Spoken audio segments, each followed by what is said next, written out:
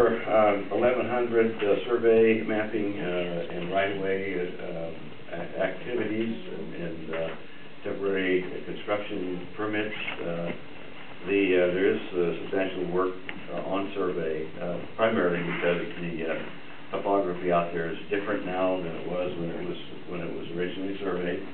Remember the piles of dirt that are not there anymore, but when they removed them, it's still different than it was when it was original. So we got to go back out there and resurvey and find out where the actual ground line is. We can calculate the correct quantities and get the right pay items and so on in the contract.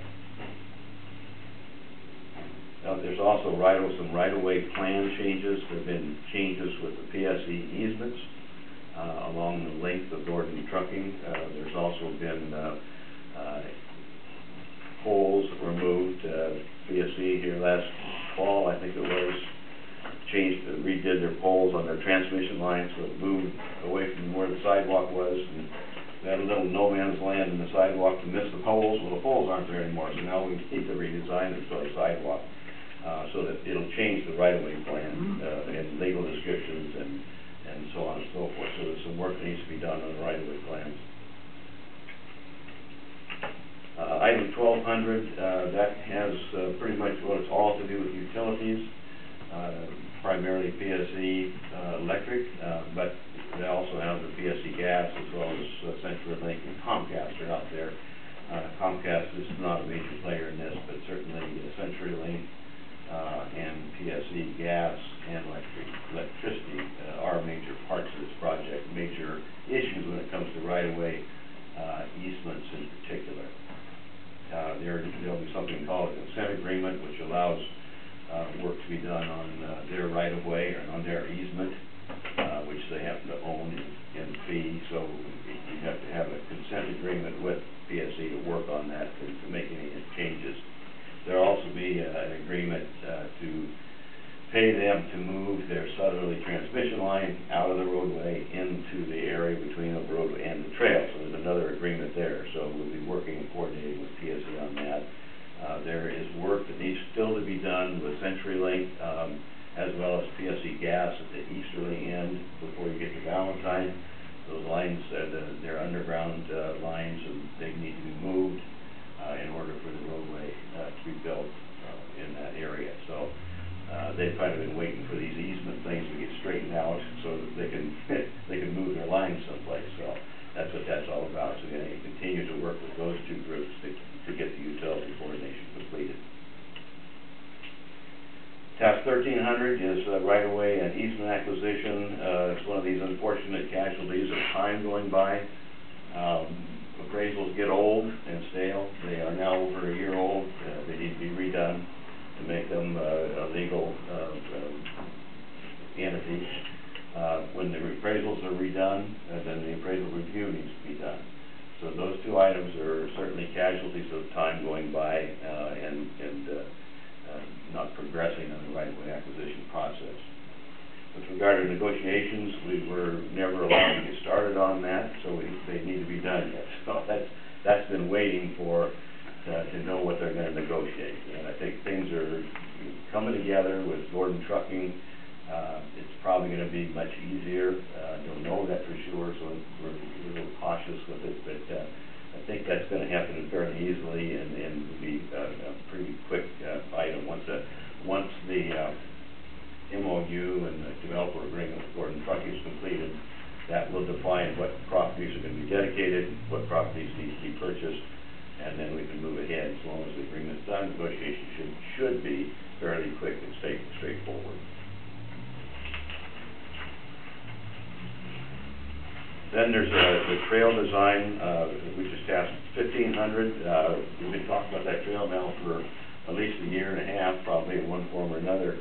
The fact is we've never been able to start it because there hasn't been any design money. So now that we've got that, that's what this item in 1400 and 1500 are both trail. Yeah, 90%, then final design. We can move ahead on that. As soon as we can get the easement stuff straightened out and get started with this, actually the only thing we're waiting for is to get the supplement signed so the money can come through the feds and so on and so forth, and we can actually get to work on the thing. I think we were basically always thinking we were about 50%. We were receiving 50% plans. Honestly, I don't think we are at that point, but it's not a very big design issue. So I think whether it's 30 or 40 or 50, it doesn't make much difference. Take about the same amount of time to get this thing to 90%, review it, get to 100%, and then be ready to incorporate it into the plans with the roadway P.S.E. or plans of specs and so on. Then the last item, number 1700, is a newbie here on this deal. It's not new to the construction game, but it is to help out in that period of time between when you actually go to advertise a contract or construction interest in a construction contract and the time that you actually open the bids. Usually that goes fairly smooth, and in a project this size, it's probably will be 4 weeks long in that neighborhood. What the real activities in this can become is if there are errors in the plans, and of course questions, and we hope that we've got those minimized, but if there are, it's a matter of answering bidders' questions during the ad period, and then if there are errors, actually doing addenda to make the changes and get those out to the various contractors. So that's the biggest part of that piece, but it's a necessary piece. So with that, I wanted to flip over here. I think you've got a sheet with some colors on it here. It may not have colors. Okay, well, I'll explain the various colors of gray. I look at this and I'm thinking, okay, why is this as much as it is? Because it's pretty out of the ordinary in terms of moving a contract from 90% to 100%. It isn't normally in a project like this. The cost varies depending on what the contract is, obviously, but on a project this size, it would not normally be $185,000. So I owe the council and city a reason why this is the way it is. So what I did is I went in here and I looked at each of the items in each of the tasks, and I said, okay, is this something that was work that had begun last year before everything kind of fell apart and slowed down because of right-of-way and MOUs and all these things? Those are probably the dark gray. So I categorized those.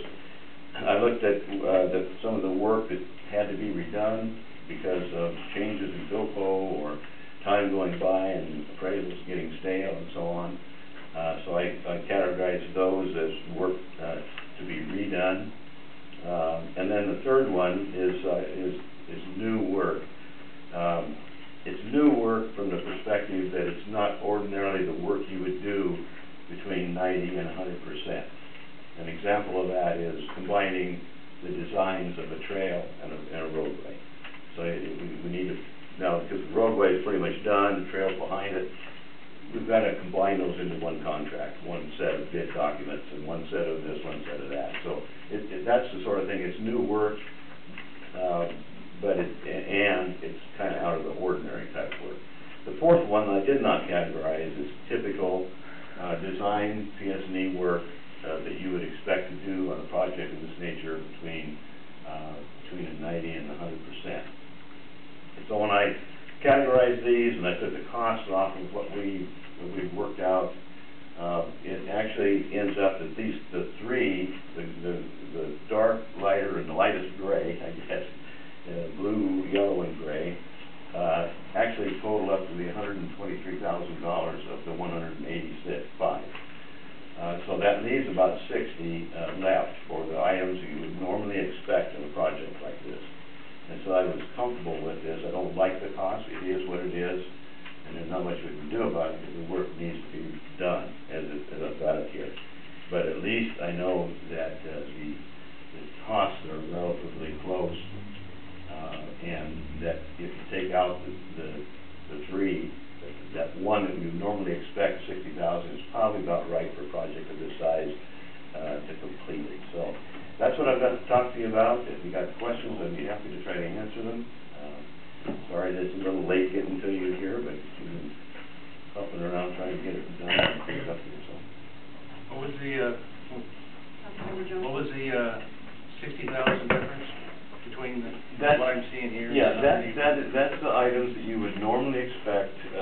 roadway project like Stewart Road. It was just normal roadway project between 90 and 100%. In other words, to go from 90% where we left off last April, that work to complete it would, of course, not have taken this long, but I mean, it would be $60,000, probably about right on a project of this size.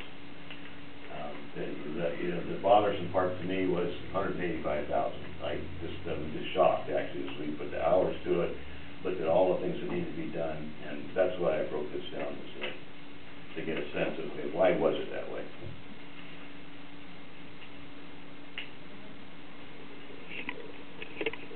More questions?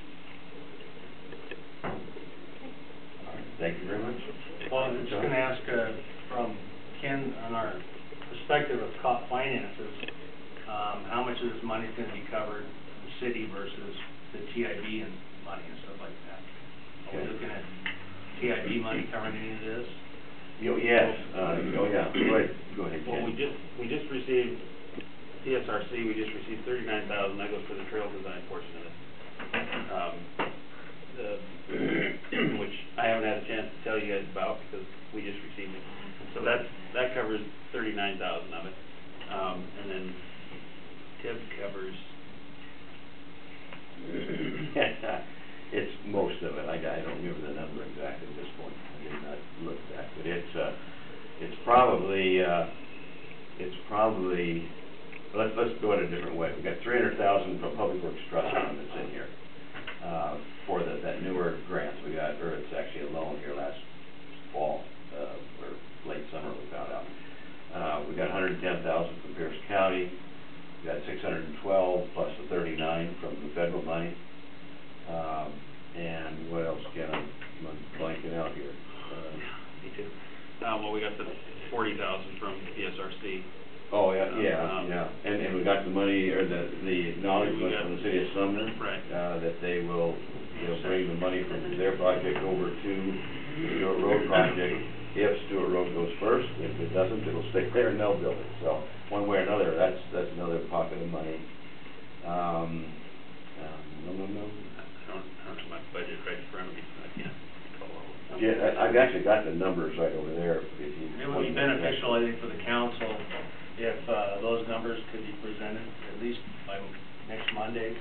No, So we can that's not a see problem, yeah, where the not a problem. breakdown is coming from. I have them. Because I know a lot of this money is going to be come out of our pocket first and reimbursed. Reimbursed, yeah. But we need to see where that's coming Where from it's coming and from, understand. right. And I can do that. Okay. You want to make copies of it? Yeah, right, you sent me that one. I have that. So, you want me to go through them now, or you want to just wait for the month when you?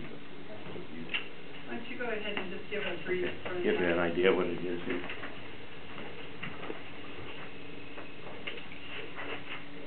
There it is right there. So, overall, let me just tell you what the costs are first. We've got basically an $8.9 million project out here. You've got 12-inch water main, it's about 1.3. You've got roadway improvements, 167 to Valentine, about $5.5 million. You got a stormwater pond, it's about $780,000. You've got P.C.S energy easements and transmission line moving, about $417,000. And you've got an interurban trail worth about $780,000 roughly. And then I've got a cost to complete here. Now this is my chart, but I didn't mess with it, so somebody's added to it, another $160,000. But totals out $8.9 million for the construction cost, or for this project, which includes water and roadway and trail. So the grants, TIP grant number 1 is $1.6 million. TIP grant number 2 is $3 million. Public Works Trust Fund loan number 1 is $1.2 million. Public Works Trust Fund loan number 2 is $300,000.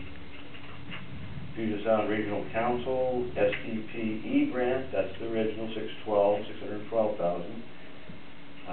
And we now have the SDP Urban grant for $39,000. That's a new one on here. I've got it on here actually. We've got Pierce County Interlocal Agreement, $110,000. We've got a transfer for the Valentine project of $367,000. I think, I guess it's public enough knowledge, Ken, that Gordon Trucking is willing to, chip in their half of the intersection at Thornton and Stewart. That's $250,000. You add all those up, you end up with $8 million. So, this is where we get stuck kind of in the mud here a little bit, is that if you subtract them, it says we're low by $900,000. Well, the deal with that is, depending on what Gordon Trucking wants to dedicate, that could come down to 400 easily. And the rest of that money, then TIB has said in the past that they will step up and fund the rest of it, as long as we can get all these ducks in a row that we're talking about here. So that's kind of how it lays out, and you'll see it in there. We just found the numbers, John, but you did this thing. Oh, okay, I'll have it for us. All right. You can send it, let's say you can send it to me electronically, I'll put it in the notes. Yeah. And how much of that, remind me, it sounded like around 1.3, 1.5 were loans? 1.3 plus 3, so 1.6. Actually, I forgot to throw one thing in there, was the city matches. The city matches add up to be, at this point, about 182 plus 329, 4, 5, 6, 1, 7, 3, looks like about $730,000. Plus, then there's the $6,000 for the little deal we just got there. Can I have a copy of all those figures? Absolutely. Thank you. Anything else? I guess I have a question. I'm trying to understand why there's so much work to be redone. So the work to be redone is primarily, there's two areas. One of them is the surveying, because again, we surveyed it, we designed it, we put the preload on there. People removed it, but they didn't remove it back to exactly where it was. So we need to come back out here and figure out where the ground is now. So that what that does for you is it gets you the quantities correctly, so that when you get contractor bids, then you get the correct your bidding is the correct quantity of material. So that's one of them. The other part of it is the appraisals that they get long in the tooth. So if it's been over a year since we had them done, they get stale. What needs to happen is the appraiser needs to go back out, look at his comps, and make sure that he's still got the right value in there per square foot of whatever.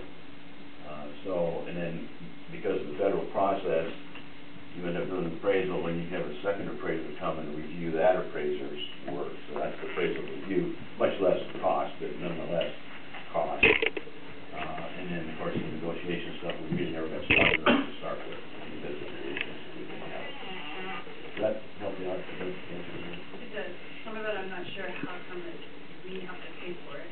If it didn't get put back where it was supposed to. Well, I understand it would be an issue between the city and whoever moved it, and we all know who did it.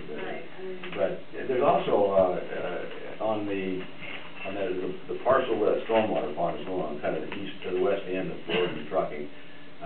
That was just a kind of a field of grass and so on out there, and it wasn't flat or anything. But now there's a big mound of dirt out there.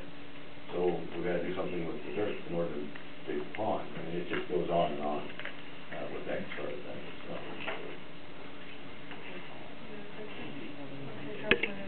So on the appraisals or the reappraisals, I'm assuming that we're going to wait to actually do those until, we're not going to let the reappraisals get stale either. No. I don't want to do that, sir. I don't either. And I don't even, honestly, will they change? I can't even tell you if they'll change, but you got to go look and see. So there's some amount of work. I mean, I put enough in there for the appraiser to basically redo the appraisals and his reports and so on. But he may not need all that. But right at this point in time, it's kind of hard to say, yeah, he doesn't need that, so we just won't put enough in there. I can't really do that, but, it could come out less. But the answer directly to your question, Jim, is that we won't do that until, number one, we get the money to do it. And when we do it, we'll move right on in to the rest of the negotiations with Gordon. We'll know what's going on. I mean, our intention is to get this thing out to ad here this fall, September, October timeframe. So we haven't got time to mess around. We have to get it done and keep moving with it. So I think you'd have about a year in there before things get too crazy as far as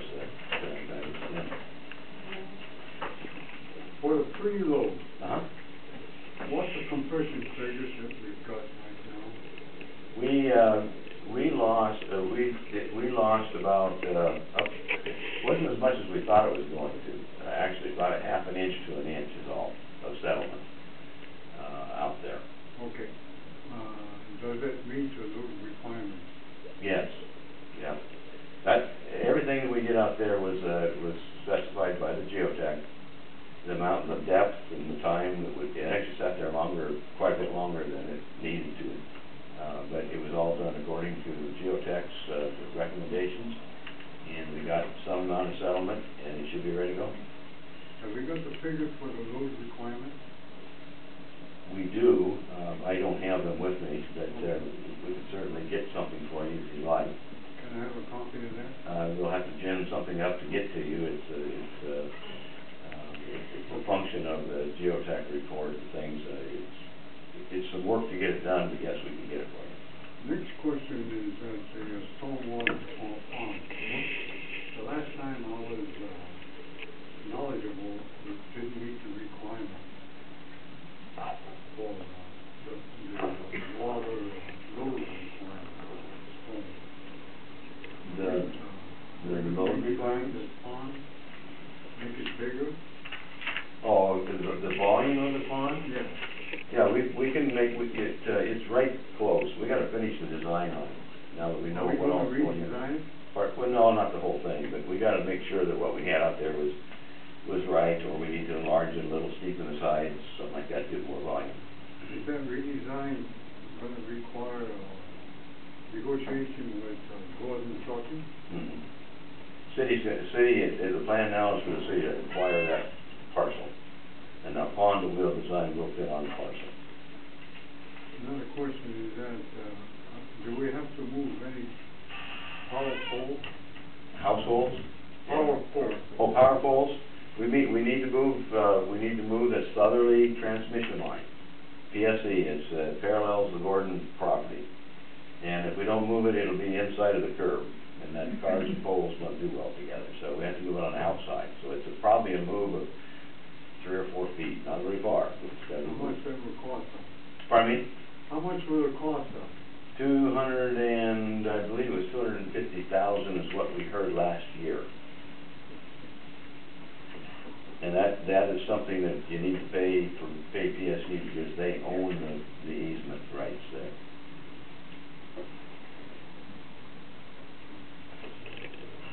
Now, as far as the MOU is concerned, how much will it cost the city For the right-of-way? we don't know yet. We're hoping that we get it down around, 700,000? Right away, we're hoping we get it down around 500,000. 500, yeah. Okay. Next question is, what would be the expected overrun in our contract because of the problems we have? On the right of way or on the entire project? Right away, the pond. So the entire project? The power pole. Right now, our overrun is, we're short, 450,000.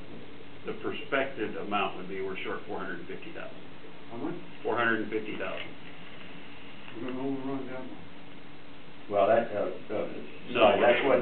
what we're talking about, that TID will increase their grant to cover that.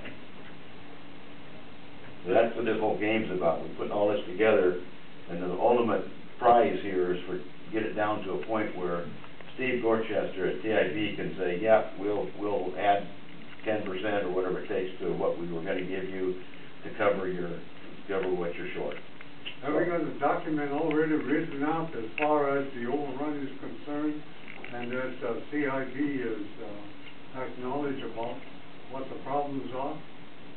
Pretty much. Now, the reason we're still dragging our feet a little, Si, is because that we have not reached the final deal with Gordon Trucking, and we're right on the cusp of that right now. And when that's done, when they get that document, the developer agreement done, and agree to which right-of-way and how much they're going to dedicate, we're going to move right straight ahead and go for it. I mean, we'll go right to tip. So look at here's our 6 points, bang, bang, bang. Well, I'm worried about the overrun.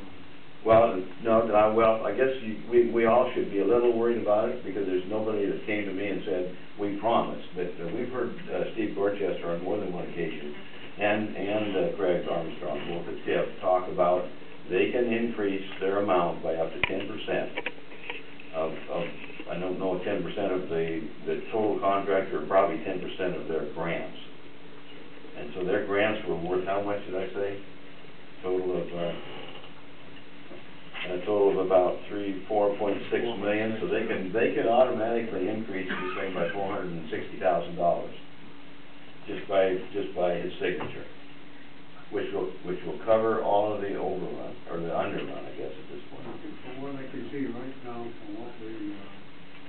from what I heard from you, is that there is no document that defines the overrun and has been proposed to CIG.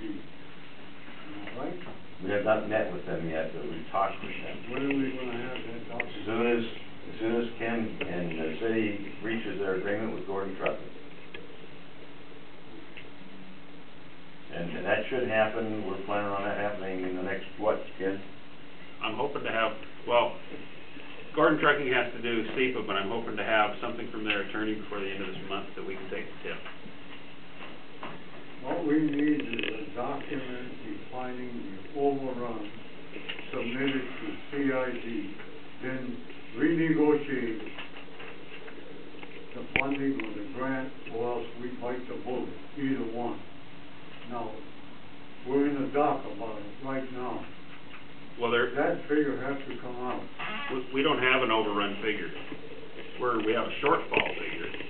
Well, before we start any other work, that figure has to come out, because somebody has to pay for it. And the city is not in position to pay for it.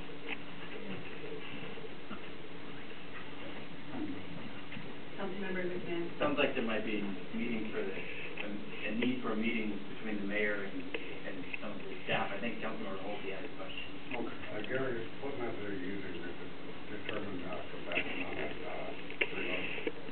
reload? We use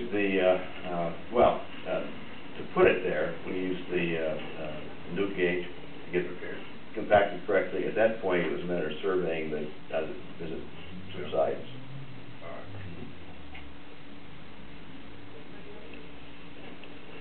We're willing to meet anytime. What I propose is that maybe we work a preliminary plan, a preliminary study, and then go from there instead of having the council members in one day. Okay. At least we get some picture, and then we can present it to the council. That's whatever you need to do. Like I said, the real clinker here is to get that developer agreement with Gordon. I mean, honestly, that is the thing, because when they agree to so much, then we're off and running. Anything else? Then it's agreeable that we're gonna make a preliminary document. Yeah, actually, we've got them. And then